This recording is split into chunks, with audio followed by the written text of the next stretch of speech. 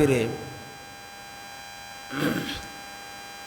एक बिंदुता की प्राप्ति जब हो जाती है तो विशेष माध्यम यंत्र प्राप्त होता है साधकों को। उपनिषद में लिखा हुआ है विंदो मनोलयं कृत्वा दूरदर्शन माप्नुयात्। बिंदु में जब मन को लय करते हैं तो दूरदर्शन टीवी प्राप्त होता है, अर्थात दूर से दूर तक देखने का जो माध्यम है वह हमें प्राप्त होता है, साधकों को प्राप्त होता है। वह एक बिंदुता की प्राप्ति जब करता है तो देखता कहाँ तक है, कहाँ तक साधक देख पाते हैं।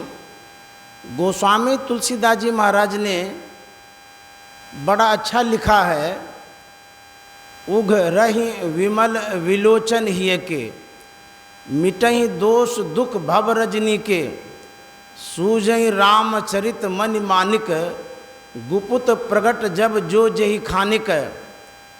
जब उघरता है, क्या उघरता है? कहते हैं विमल विलोचन। विमल मन पवित्र, विलोचन मन विशेष आँख।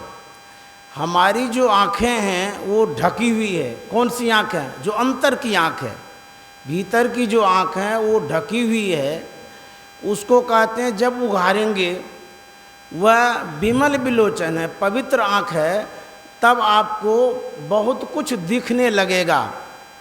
जो साधक साधना करते हैं बैठे ही बैठे सब बात जान जाते हैं।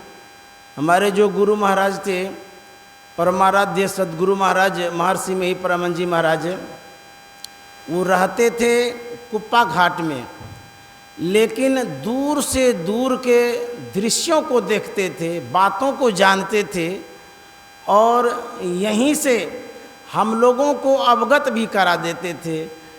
उनके चमत्कारों में जब पढ़ेंगे तो पता चलेगा। तो दूर दृष्टा गुरु महाराज थे, दूर दृष्टि को प्राप्त किए हुए गुरु महाराज थे। तो गोस्वामी जी कहते हैं उस दृष्टि को उघारना है।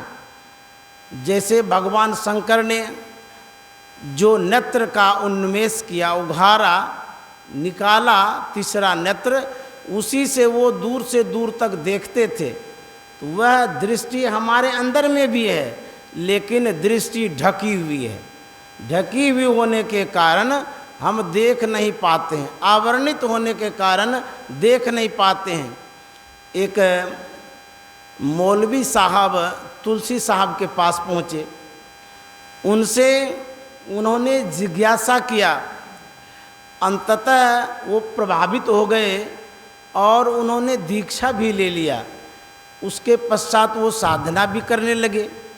तुलसी साहब एक दिन उस मौलवी साहब को समझा रहे थे, कह रहे थे, इशारा कर रहे थे, और तकी तकते रहो, मुर्शद ने ये पंजा दिया, बेहोश हो मत छोड़ियो, गर चाहे तू जलवा पियार, तकी तकते रहो। तकी कहते हैं ताकने वाले को, देखने वाले को, दृष्टियों करने वाले को। तो तुलसी साहब कहते हैं ऐ तकी, तकते रहो, देखते रहो। मुर्शद ने ये पंजा दिया, गुरु ने जो तुमको तौर तरीका बतलाया है उसी माध्यम से देखते रहो। तो उन्होंने जिज्ञासा किया कि जब हम देखते रहेंगे तो होगा क्या? तुलसी साहब कहते हैं होगा फजल दरगाह तक, हो पो खतर की जा नहीं, सीधे चला जाना वहाँ। मुर्शद ने ये फतवा दिया, रे तकी तकते रहो। कहते होगा क्या? अरे उजाला हो जाएगा, साफ हो जाएगा, रास्ता जो है क्लियर हो जाएगा। कहाँ तक का?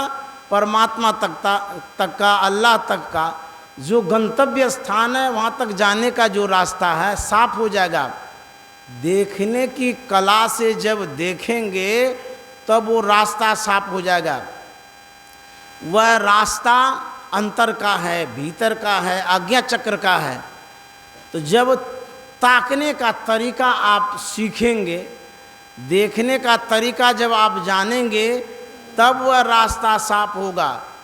अन्यथा देखने का तरीका नहीं आता है तो भटक जाएंगे।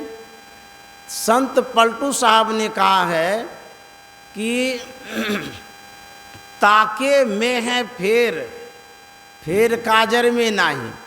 हम सुरमा लगाते हैं देखने के लिए कि अच्छा से दिखेगा। कहते हैं आप सुरमा लगाइए और देखने का तरीका नहीं जानते हैं तो रास्ते में भटक जाइएगा, गिर जाइएगा। तो इसलिए ताकने का तरीका, देखने का तरीका भी आना चाहिए। गुरु महाराज ने कहा है, सुखमनिया में मोरी नजर लागी, नजर लागी हो नजर लागी, सुखमनिया में मोरी नजर लागी। गुरु महाराज कहते हैं सुखमनिया में नजर लग गई, दृष्टि टिक गई। कैसे टिकी? अगल बगल कहूँ दृष्टि न डोले, सन्मुख बिंदु पकड़ लागी, सुखमनिया में मोरी नजर लागी। जब दृष्टि में स्थिरता आती है तो टिकाव होता है। टिकाव जब होता है, अंतर के दृश्यों को हम लोग देखते हैं। तो देखते कितना तक हैं? कहते हैं जब दृष्टि उघरती है तो भीतर के चीज़ को भी देखते हैं, बाहर के भी चीज़ को देखते हैं। इतनी क्षमता साधकों में हो जाती है। तो देखने का तरीका सीखना और उसके अनुरूप करना बहुत ज़रूरी है। साधक लोग बहुत बार यह कहा करते हैं कि हमने जो दीक्षा लिया है अभी तक ऐसे ऐसे कर रहे हैं, तो उसमें अंतर पाया जाता है।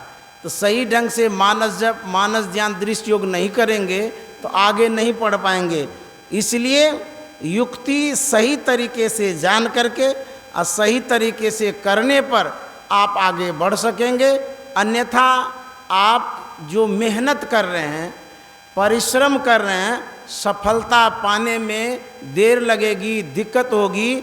इसलिए हम लोगों को समझ बूझ करके अंतर मार्ग में चलना चाहिए, क्योंकि अंतर मार्ग में कोई व्यक्ति तो है नहीं, आप तो अकेले हैं। सिर्फ आपकी जो सीख है, जो समझदारी है, जो आपने समझ लिया है, वही आपको काम आएगा। श्री सद्गुरु महाराज की जय।